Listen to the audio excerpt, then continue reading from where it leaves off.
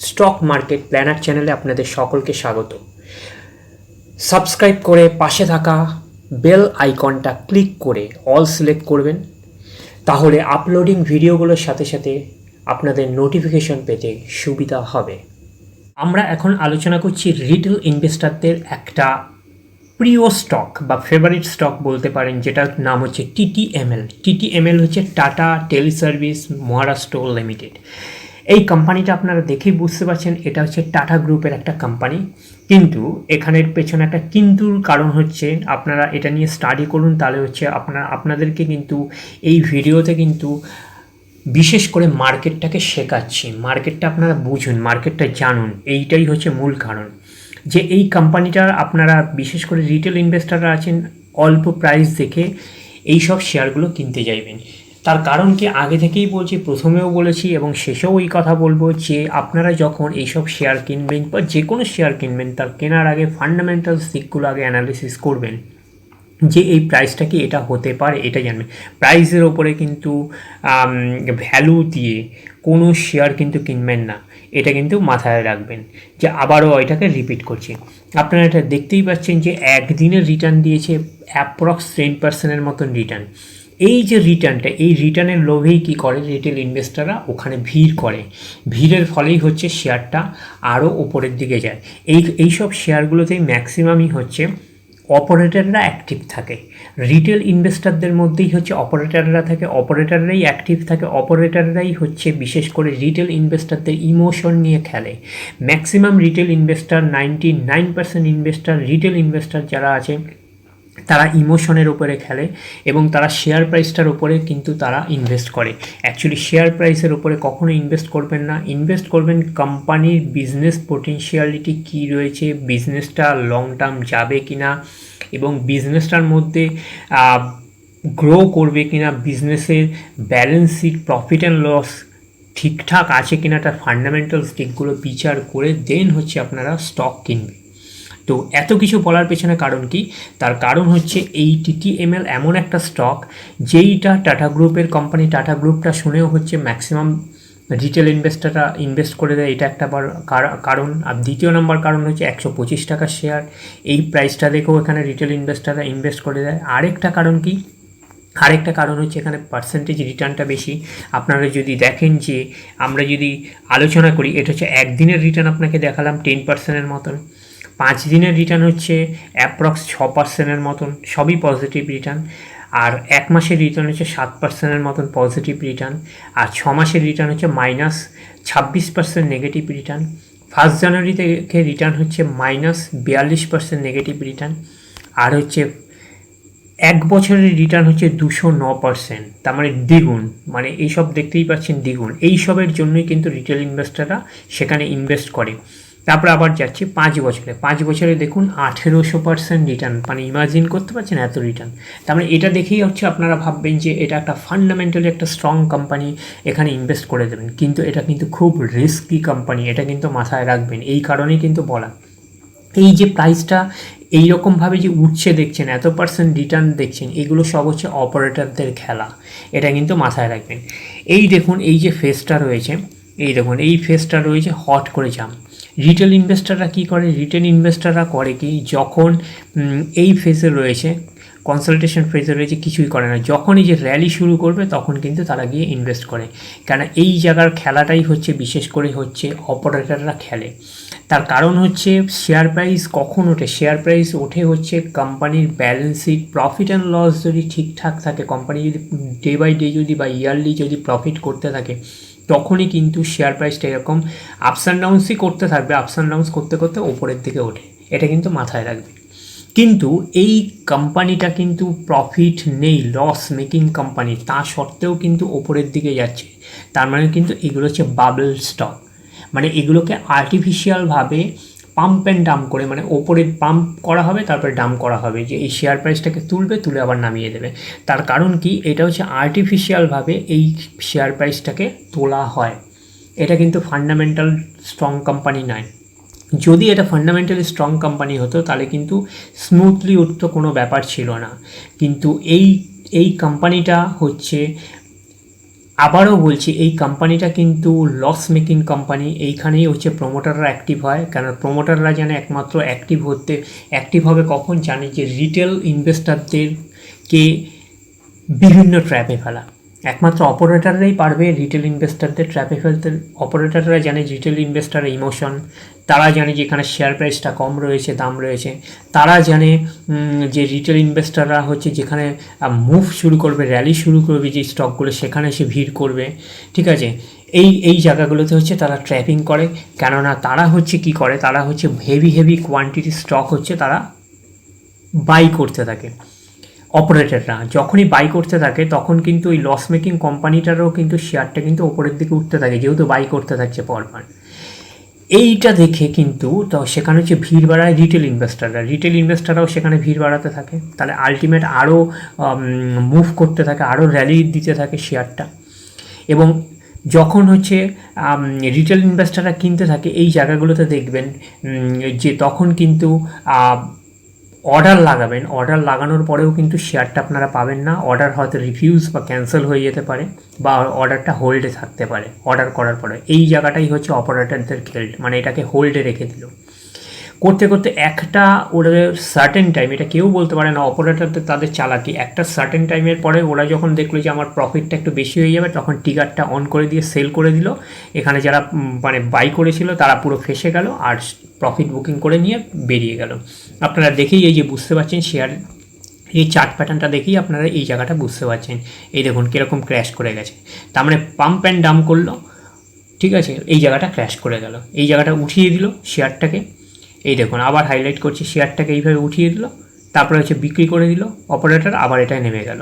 এই আবার চেষ্টা করছে ওপরের দিকে তোলা, আবার নামিয়ে দিল, আবার দেখবেন কোন সময় ওপরের দিকে তোলা। এই সব শেয়ারগুলোতে হচ্ছে রিটেল ইনভেস্টাররা ট্র্যাপে ফাঁসে এইসব গুলোতে। তার কারণ হচ্ছে রিটেল ইনভেস্টাররাও জানে যে অপারেটররাও জানে যে রিটেল ইনভেস্টাররা কিন্তু কোনো ব্যালেন্স শিট, কোম্পানির ফান্ডামেন্টালস কিচ্ছু স্টাডি করে না।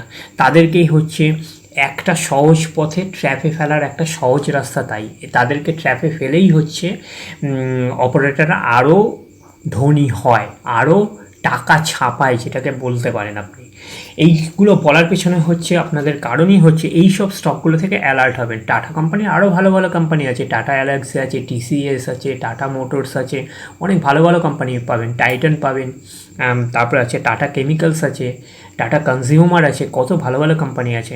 তো কেন আপনি এই কোম্পানি যাবেন? তার কারণ হচ্ছে এই কোম্পানিটা হচ্ছে লস মেকিং কোম্পানি, এটা কিন্তু মাথায় রাখবেন। এই জায়গাগুলোতে অপারেটর অ্যাক্টিভ হয়, ওই কারণে রিটেল ইনভেস্টারদের বলা হয় আপনারা হচ্ছে স্টাডি করুন। স্টাডি যখনই করবেন, যে তার balance sheet, profit and loss যখন স্টাডি করবেন, তাহলে আর আপনার কিন্তু বলির পাঠাও হবেন না, আপনারা অপারেটরদের ট্র্যাপেও পড়বেন না, এটা কিন্তু মাথায় রাখবেন।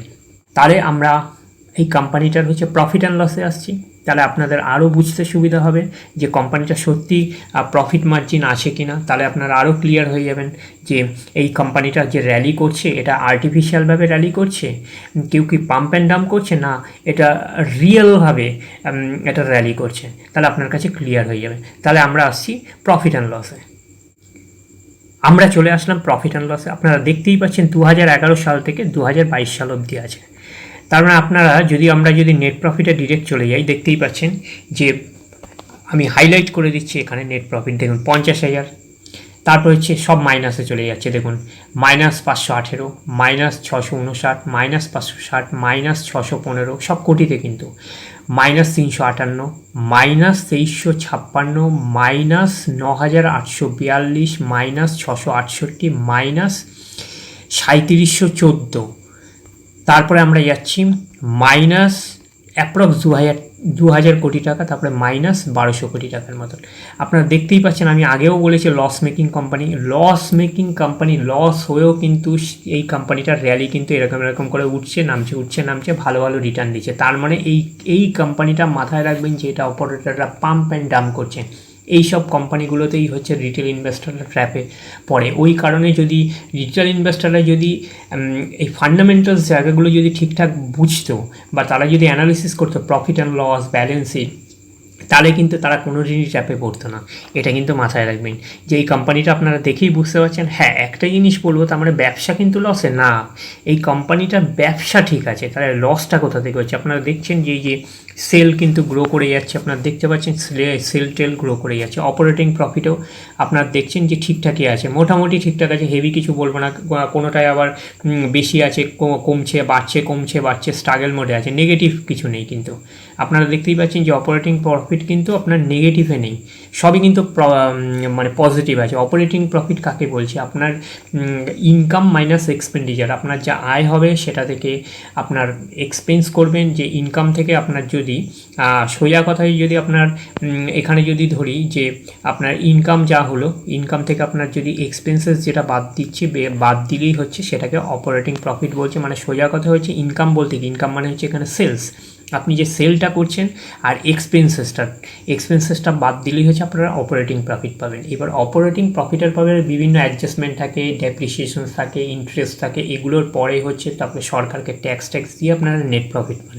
তাহলে এই যে অপারেটিং প্রফিটটা কিন্তু ঠিকঠাকই আছে, কোম্পানি বা ব্যবসা ঠিকঠাকই দিচ্ছে, তাহলে লস হচ্ছে কেন? লস হচ্ছে এই কোম্পানিটা লোনটা এতটাই নিয়েছে, ইন্টারেস্টের পেছনের প্রফিটের বেশি টাকা চলে যাচ্ছে। তার মানে এটা জিনিস মাথায় রাখবেন যে এই কোম্পানিটা যদি 100 টাকা প্রফিট করে, ভালো করে বুঝুন, মানে তাহলে ক্লিয়ার হয়ে যাবে, কোম্পানিটা 100 টাকা প্রফিট করছে, ভালো 100 টাকার প্রফিট করছে, কোনো প্রবলেম নেই, কিন্তু এই কোম্পানিটা ইন্টারেস্টে দিয়ে দিচ্ছে 300 টাকা, তাহলে ইন্টারেস্টের পেছনে 300 টাকা দিয়ে দিচ্ছে, তাহলে লস হয়ে যাচ্ছে কি? নেগেটিভ হচ্ছে 200 টাকা, তাহলে লস হচ্ছে 200 টাকা লস হয়ে যাচ্ছে। তার মানে যদি লোন না নিয়ে থাকতো, যদি ইন্টারেস্ট পে না করতো, তাহলে কিন্তু কোম্পানি প্রফিটেবিলিটি ছিল, তাহলে প্রফিট হচ্ছিল। তার মানে হচ্ছে ইন্টারেস্টের জন্যই হচ্ছে কিন্তু এদের হচ্ছে লস হচ্ছে এই কোম্পানিটা। এই দেখুন, তাহলে আপনারা আরও বুঝতে সুবিধা হবে। আমি যদি যাই এইদিকে ইন্টারেস্ট, এই দেখুন ইন্টারেস্ট পে করছে, এই দেখুন অপারেটিং প্রফিট 245 থেকে এই যে রেঞ্জে আছে, এই দেখুন ইন্টারেস্ট পে করে যাচ্ছে, কত বড় বড় ইন্টারেস্ট পে করে যাচ্ছে, আপনারা নিজেই দেখতে পাচ্ছেন। এই দেখুন অপারেটিং প্রফিট 245 থাকছে, সেখান থেকে কিছু ইন্টারেস্টই চলে যাচ্ছে 354 টাকা, 530 টাকা আর্ন করছে মানে অপারেটিং প্রফিট, সেখানে চলে যাচ্ছে 523 টাকায় চলে যাচ্ছে, 450 টাকা অপারেটিং প্রফিট, সেখানে 564 টাকা। দেখতেই পাচ্ছেন যে ব্যাপারগুলো এইভাবে ক্লিয়ার। তাহলে এইটাই হচ্ছে মাথায় রাখবেন যে এই কোম্পানিটা হচ্ছে ব্যবসার গ্রোথ থাকলেও কিন্তু মেন হচ্ছে এর হচ্ছে ইন্টারেস্টের পেছনে টাকাটা চলে যাচ্ছে, এই কারণে লস হচ্ছে। এই কোম্পানি যদি লোন না থাকলেও, যদি ইন্টারেস্ট দেওয়ার না ব্যাপার থাকতো, তাহলে কোম্পানির প্রফিট ছিল, তাহলে নয়তো এই কোম্পানিটা নিয়ে ভাবনা চিন্তা করা যেত।